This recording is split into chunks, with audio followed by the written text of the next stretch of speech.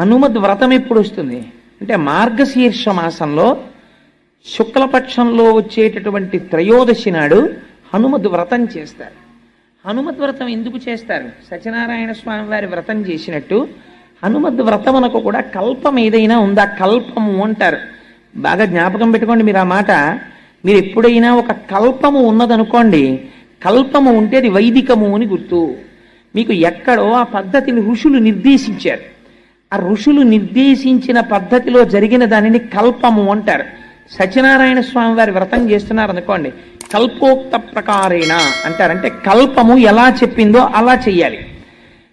దానికి ఒక పద్ధతిని ఋషులు నిర్ణయించి పెట్టారనమాట. అంటే మీకు అది ఖచ్చితంగా ఫలితాన్ని ఇచ్చేస్తుంది. హనుమద్ వ్రతమునకు కూడా కల్పము ఉన్నది. ఆ కల్పము ప్రకారము చెయ్యాలి. అయితే హనుమద్ వ్రతము ఎక్కడ చెయ్యాలి అన్నారు. అసలు యథార్థమునకు హనుమద్ వ్రతం ఎక్కడ చెయ్యాలో తెలుసా అండి? పంపానది తీరమునందు కూర్చుని మాత్రమే హనుమద్ వ్రతమును చెయ్యాలి. వేరొక చోట ఎక్కడ కూర్చుని కూడా హనుమద్ వ్రతమును చెయ్యరాదు.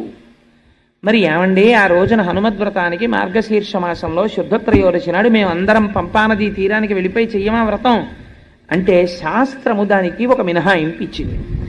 ఎలా చేస్తావు హనుమద్ వ్రతము అంటే, నువ్వు పంపానదీ తీరమునకు వెళ్ళలేకపోతే ఒక కలశని పెట్టి ఆ కలశలో నీరు పోసి ఆ కల్పమునకు దారములు కడతారు. అది శాస్త్రము తెలుసున్నటువంటి వారు, ఆ ప్రక్రియని నిర్వహించగలిగినటువంటి వారు కడతారు. కట్టి దాని మీద ఆ కలశ మీద ఆ కొబ్బరి బొండాన్ని పెట్టి ఆకులు వేసి అందులోకి పంపాజలముల యొక్క ఆవాహన మంత్రం చెప్తారు. ఆవాహన మంత్రం చెప్పిన తరువాత అప్పుడు నువ్వు పంపానది ఒడ్డున కూర్చున్నట్టే లెక్క. అప్పుడు కూర్చుని హనుమద్ వ్రతం చేస్తారు. ఎందుకు చేస్తారు హనుమద్ వ్రతం? నాతో వారు ఆ రోజున ప్రస్తావన చేసింది నాకు జ్ఞాపకం ఉంటే, సీతమ్మ తల్లి దర్శనం అయింది కదండి ఆ రోజున, అందుకని వ్రతం చేస్తారట కదా స్వామిని అని ఒక విషయం అడిగారు నన్ను. కానీ మీకు కాలము యొక్క గణని బట్టి చూస్తే రామాయణంలో అలా పొంతన కుదరదు. కానీ మార్గశీర్ష మాసంలో శుద్ధ త్రయోదశి నాడు హనుమద్ వ్రతమును ఎందుకు చేస్తారు అంటే, పరాశర సంహిత దీని గురించి చెప్పింది. 13 క్షేత్రములు ఉన్నాయి. వాటిని హనుమత్ పీఠములు అని పిలుస్తారు. ఆ హనుమత్ పీఠములలో పంపా తీరము ఒక పీఠం. అలాగే మీకు హనుమద్ వ్రతాన్ని ఎందుకు చేస్తారు అంటే, చంద్రవంశంలో సోమదత్తుడు అనబడేటటువంటి ఒక రాజు జన్మించాడు. ఆయనకి రాజ్య భ్రష్టత్వము వచ్చింది. రాజ్యమును ఆయన యొక్క శత్రువులు యుద్ధంలో ఓడించి తీసుకుపోయారు. ఆయన రాజ్యభ్రష్టత్వము వచ్చి వెళ్ళిపోయాడు.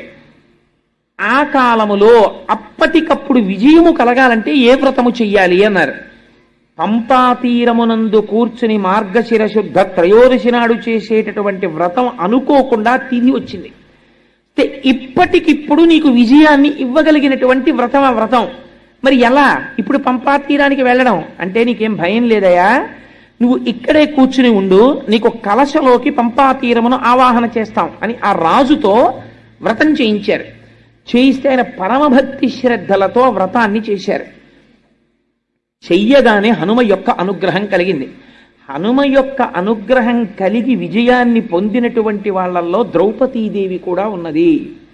ద్రౌపదీదేవి కూడా హనుమ యొక్క ఆరాధన చేసినది. చేసి తన భర్తల యొక్క విజయాన్ని పొందగలిగింది. ఆయన కాలాతీతుడు, యుగములు మారిపోతుంటాయి కానీ హనుమ కనపడతారు మీకు.